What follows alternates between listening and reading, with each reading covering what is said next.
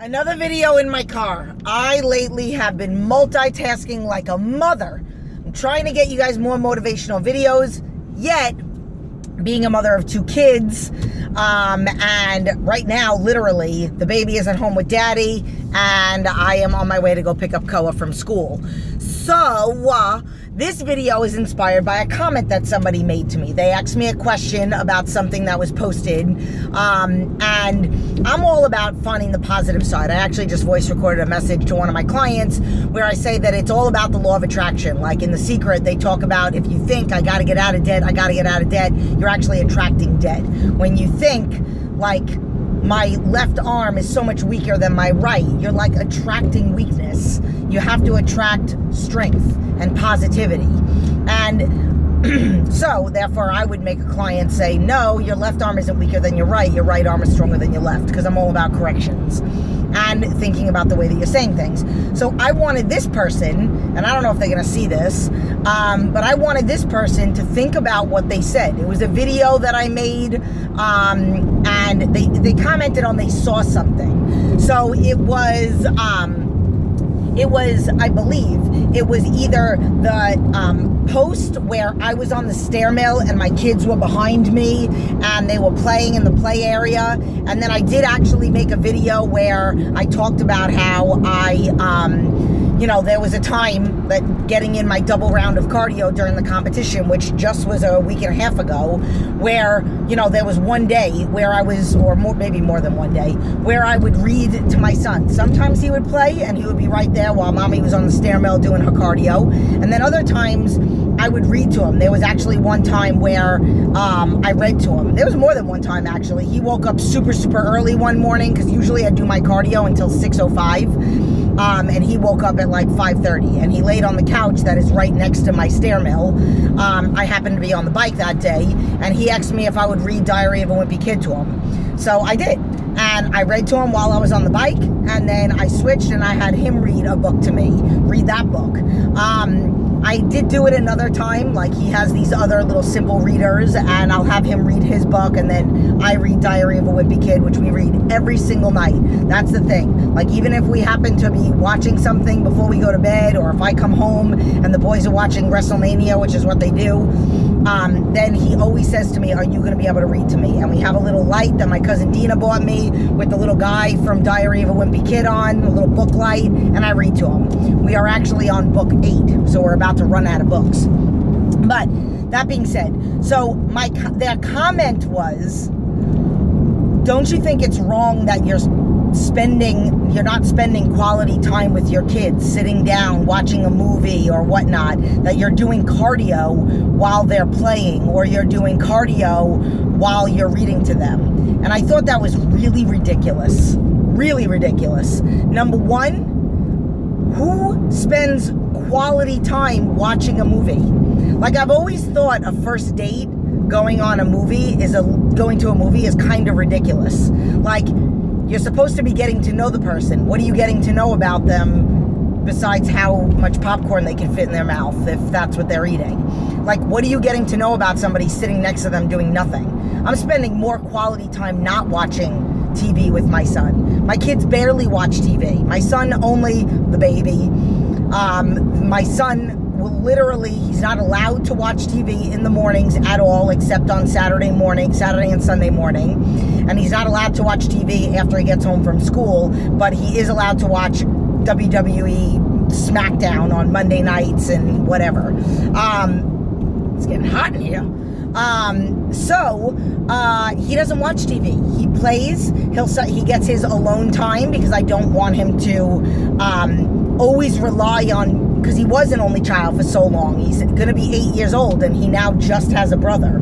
So, we've always wanted him to be able to play by himself. My husband, he played baseball against a wall. He taught himself how to catch by himself. Like, these are the things that we wanted my son to be able to be okay with and not have to always be seeking. But yet, we give him a million times, I play with him, I put things together with him, and we take apart Legos and re-put them together.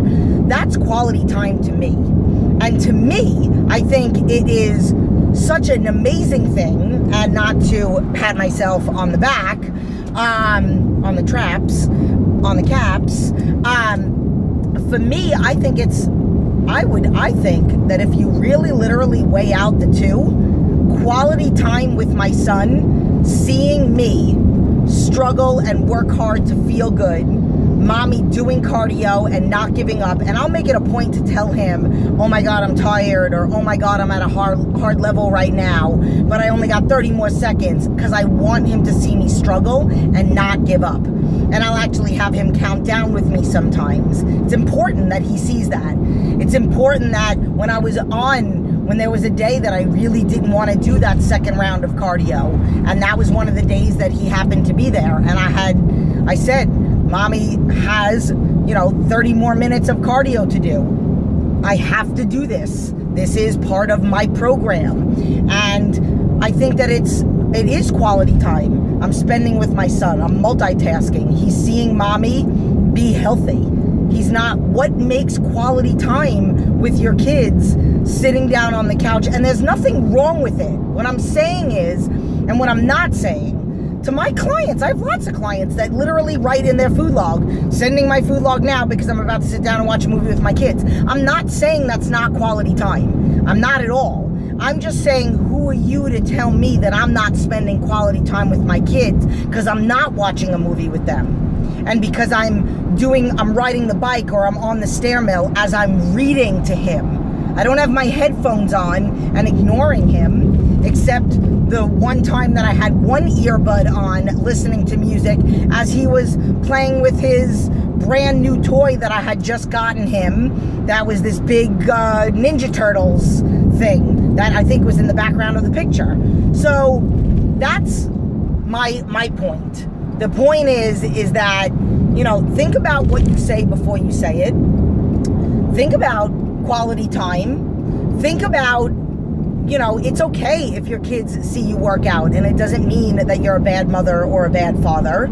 And before you judge somebody or make a comment or ask them about anything, which it still blows my mind that people even have the nerve, which I guess, hiding behind a computer, everybody has all the nerve in the world, because I'm not gonna punch you in the face or anything, because I can't. Not like I would anyway.